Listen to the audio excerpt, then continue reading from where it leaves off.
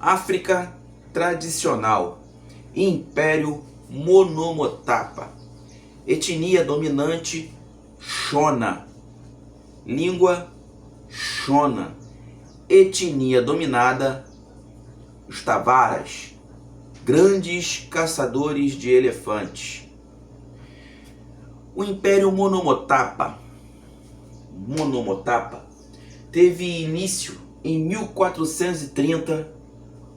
O início, estamos falando de ascensão aqui, tá?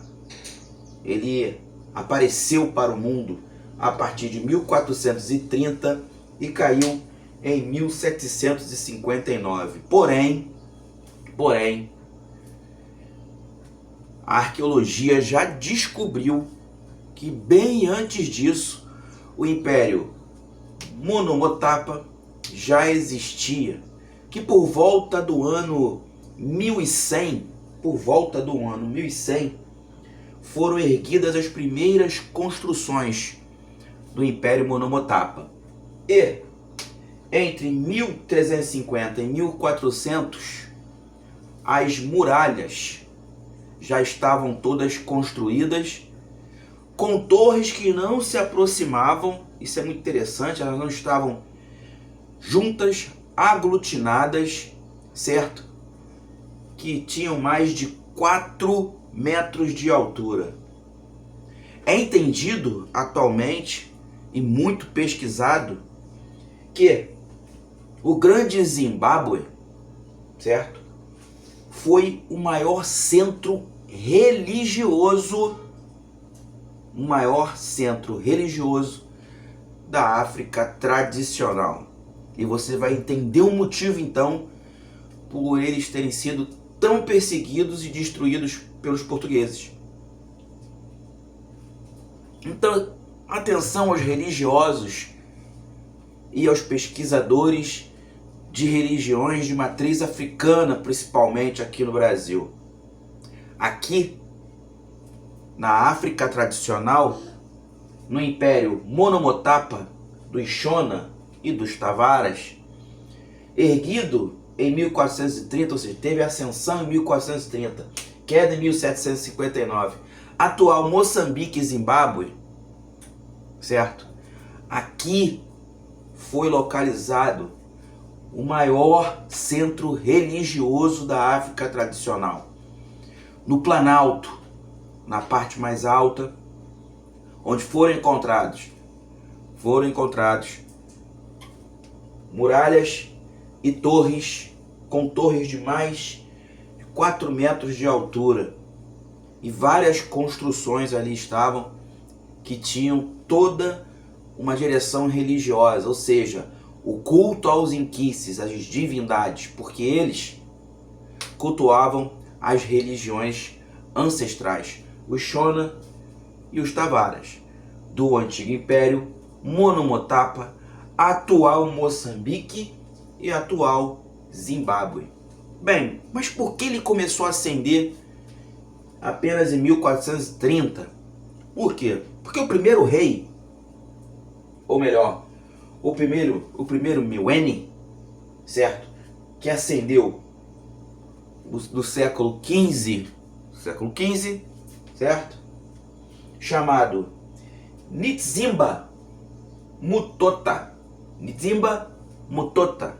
Esse cara também aqui, ele foi uma grande personalidade mítica, porque ele conseguiu unir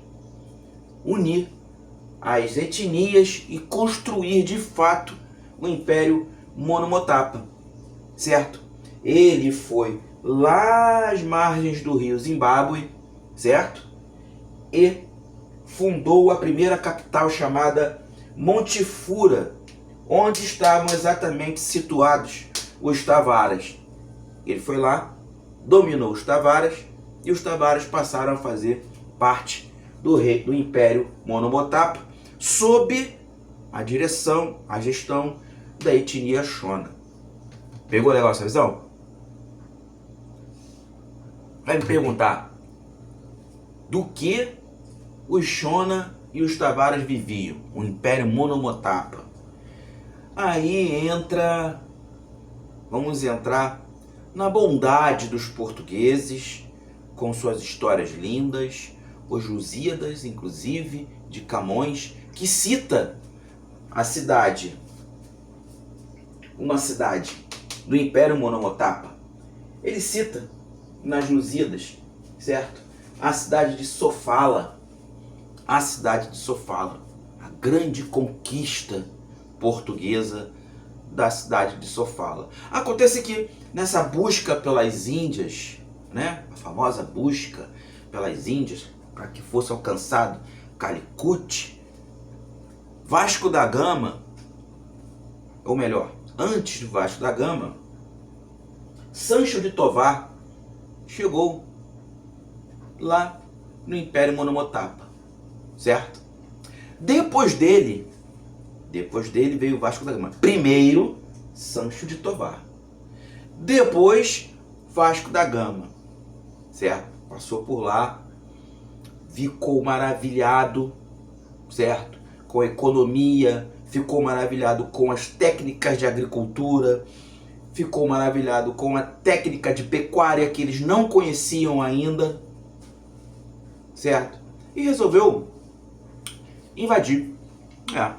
Invadir. Vamos invadir essa parada aqui. Primeiro eles se aproximaram e fundaram a cidade de Sofala, certo? Em 1567 travou-se uma guerra. Sob a direção do vice-rei Rui Lourenço de Távora. Mas antes disso, vejam bem, Vasco da Gama passou por lá, conheceu a cidade, conheceu o Império Monomotapa, percebeu as riquezas naturais, percebeu técnicas de pecuária, técnicas na agricultura desse povo já muito evoluído, que teve início lá, ó, de novo, ó, as primeiras construções 1100, depois a muralha entre 1350 e 1400, e em 1430 o Meuene de Zambamutota enfim fundou o Império Monomotapa, baseado na capital Monte Fura, que era o local onde ficavam os Tavares. Olha só, Vasco da Gama viu tudo isso, achou maneiro, ficou por lá durante um tempo. E o que ele viu por lá? Antes de eu contar para vocês o que Vasco da Gama fez, bom coração, esse grande conquistador, certo? Nessa cidade que ficou marcada nos Lusíadas de Camões, Sofala, romantizada, né? Uma grande conquista portuguesa. Ele percebeu o seguinte: ele percebeu primeiro que eles eram grandes metalúrgicos, dominavam a metalurgia com facilidade. Entre outras coisas também, minas de ouro, muitas minas de ouro, pedras preciosas, metalurgia, exploração de minas, tanto de pedras preciosas quanto de ouro, de estanho, de ferro. E eles já faziam comércio, isso é muito estudado, grandes descobertas da arqueologia ainda estão em processo. Eles faziam comércio no atual Egito. E lá eles tinham uma base de comércio, eles atravessavam a África, certo? Para fazer esse comércio no Egito. E lá, o principal contato comercial, além, é claro, da Península Arábica, eram os chineses, certo? Onde ficava localizado, Jefferson, pelo amor de Deus, o Império Monomotapa? Diga-me, tudo, não escondas nada. Na África subsaariana. Mais uma vez, nós estamos escutando esse termo, África subsaariana. Quando vocês escutarem esse termo, África subsaariana, quer dizer que ela fica abaixo do deserto do Saara. Então aqui ficava localizado o antigo Império Monomotapa, certo? Entre o Planalto do Zimbábue ao Oceano Índico. Ou seja, tinha altos e baixos. E por isso, por causa desses altos e baixos, entre o Planalto, um grande platô, certo? E a planície, que eles inventaram uma coisa que é utilizada até hoje e que ninguém nunca tinha visto. Gente, isso aqui foi antes de 1430, tá? Império Monomotapa, os Shona e os Tavaras. Shona e os Tavaras, gente. Sabe o que eles faziam? Pecuária extensiva. Pecuária extensiva. Bem, Jefferson Arouche, do que se trata? Do que estamos falando? Que grande descoberta, né, foi essa? Né? Já que os europeus eram tão evoluídos, né? Enfim, esse mundo ocidental tão evoluído. Cara, era simples. Era simples. Eles tiravam o gado no período de seca e levavam para o Planalto, certo? Quando vinha o período da chuva, eles desciam com o gado para que eles tivessem na planície. Entenderam bem? Secou, sobe com o gado para o Planalto. Choveu, desce para o gado para a planície, porque afinal de contas eles vão beber, né? Tudo, né? As plantas estão mais bonitinhas e o gado se alimenta e bebe bem. Depois começou a secar, sobe com o gado para o Planalto. Isso se chama pecuária extensiva, mais conhecida como transhumância. Transhumância. Se você escutar esse termo, transhumância, você vai entender que é pecuária extensiva, certo? É quando o gado é deslocado da planície para o Planalto de acordo com a necessidade, certo? E a estrutura do clima. Seca, sobe para o Planalto. Tempo de chuva, desce para a planície. Era isso. Só que os portugueses não tinham visto essa parada ainda. Os europeus não sabiam o que era isso. E aí, ó, já ficaram de olho. Quando eles perceberam que o Império Monomotapa dominava a metalurgia, estava bonitão também, estavam lindos, floreados, de minas, de ferro, de estanho, de pedras preciosas. Fala assim, pô, e ouro, principalmente, ó, aquele olho de Mônica, pá! E aí resolveram, como tudo, tomar, né, o Império Monomotapa para eles. Vasco da Gama então chegou por lá, botou as patinhas dele lá no Império Monomotapa, certo? Do Shona e dos Tavaras. E aí, quando ele foi embora, o que ele fez? Ele bombardeou a cidade. Entendeu? Simplesmente bombardeou e colocou fogo na cidade e foi embora. Quando ele chegou em Lisboa, ele foi agraciado. Ele ganhou títulos, né? Um grande mérito por ele ter descoberto, é claro, minas de ouro, de pedras preciosas, ter percebido uma nova maneira de fazer pecuária, a pecuária extensiva ou transhumância, certo? E ainda diz assim, ó, fui pra lá e taquei fogo, bombardeei, acabei com aquela parada toda lá. Oh, esse é o cara, né? Poxa, né? Esse é o cara. Ele é um herói. Logo depois disso, um tal de Pedro Álvares Cabral, logo depois de ter se apropriado de um local chamado Brasil, ainda não tinha esse nome, certo? Em 1500, porque não teve nada para ser descoberto aqui, porque já tinha uma sociedade organizada aqui, que foi dizimada pelos mesmos portugueses / Igreja Católica, certo? Em 1501, ele colocou os pés também por lá. 1501. Em 1502 ele volta numa nova expedição, certo? Em 1567, travou-se uma enorme guerra. Os portugueses, liderados pelo vice-rei Rui Lourenço de Távora dominaram o Império Monomotapa. Dominaram. Ou seja, o império que teve ascensão em 1430, a partir de 1567, depois da guerra que foi travada com os portugueses, né? Depois de criada uma base portuguesa na cidade de Sofala, em 1567 eles deixam de ter autonomia e passam a ficar subordinados em todos os sentidos aos portugueses. Eu quero chamar a atenção para vocês para alguns detalhes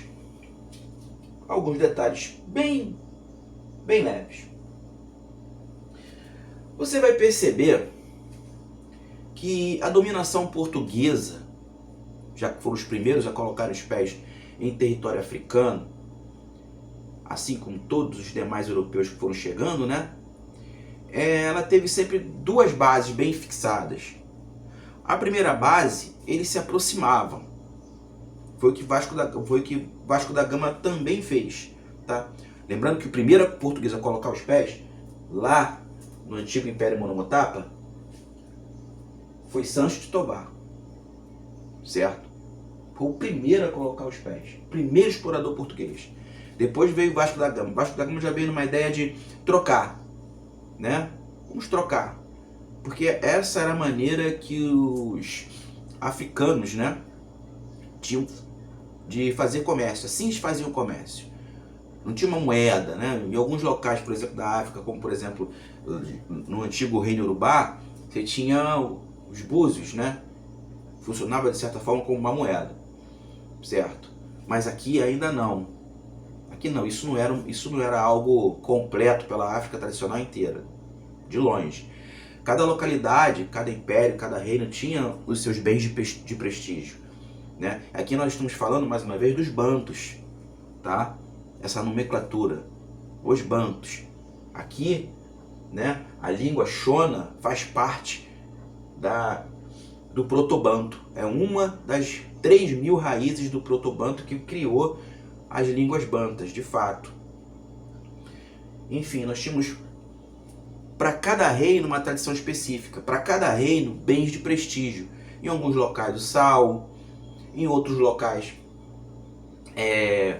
o ferro, em outros locais apenas pano e sambos, certo? Mas cada reino tinha sua própria cultura, tinha seus próprios bens de prestígio. Então eles iam fazer para as grandes feiras, porque essa palavra feira também foi criada aqui na África tradicional, tá? Essa maneira de fazer comércio, porque a feira não é só um local de fazer comércio. Até hoje é assim. Por exemplo, eu moro aqui em Campo Grande, domingo é dia de feira. Rapaziada vai toda lá pra feira, não vai apenas para comprar. É um centro cultural também. Tu vai lá tomar um caldo de cana, comer um pastel, encontrar um amigo, beber uma cervejinha, uma gelada, conversa, ter um samba logo ali. Enfim, tudo isso faz parte dessa construção social e comercial chamada feira, que foi criada na África tradicional. Então eles se deslocavam, né? Normalmente se deslocavam ali de acordo com os rios, certo? Porque a navegação já existia. E quem criou a navegação também foram os africanos, né? Enfim, para eles era uma coisa comum. Então eles chegavam nas feiras, eles trocavam. Eu tenho um pano sambo, você tem esmeralda, troca. E isso virava uma base de troca. Os portugueses, então, quando chegaram, e os demais europeus também, eles foram nessa onda. Nós temos isso aqui para trocar com vocês, vai ficar trocando. Era o tempo necessário para que, junto com a Igreja Católica, a antiga Igreja Católica, eles foram percebendo, eles passavam a perceber todo aquele território, né? E o que tinha de valor naquele território, o que tinha de valor para os olhos europeus.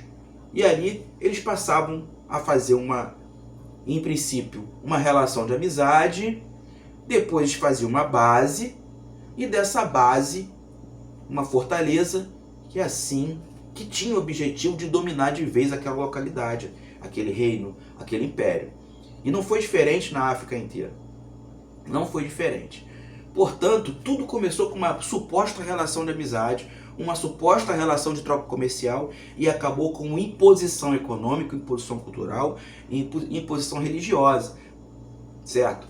O Império Monomotapa ele não foi destruído apenas pelas suas riquezas naturais. Ele foi destruído também, agora foi descoberto há pouco tempo, que o grande Zimbábue, certo? Foi provavelmente o maior centro religioso de toda a África tradicional, certo? Ou seja, o que nós estamos querendo falar sobre isso? Que provavelmente, aquele pedaço da África subsaariana, certo? Os Bantus, todos eles tinham como ponto principal como local religioso, exatamente o platô do antigo Império Monomotapa, onde estavam construídos, né, essa muralha e essas torres com mais de 4 metros de altura, certo? O platô tinha uma altitude, gente, de 1.000 a 2.000 metros. Então ele conseguia ficar bem escondido, né? Ele era, de certa forma, protegido.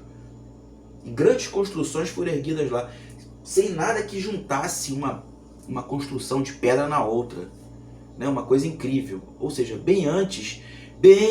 muito antes, estou sendo até redundante, de qualquer outro tipo de grande construção já falada na ciência da humanidade, na própria humanidade.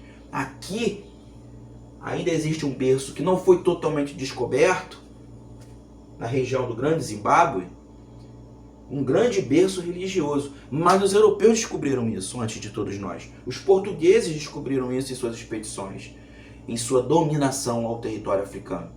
Então, em conjunto com a Igreja Católica, o primeiro passo foi: destrói qualquer tipo de rastro religioso, rastro cultural que eles tenham, porque você quebra a identidade de uma sociedade. Eu estou falando muito isso aqui.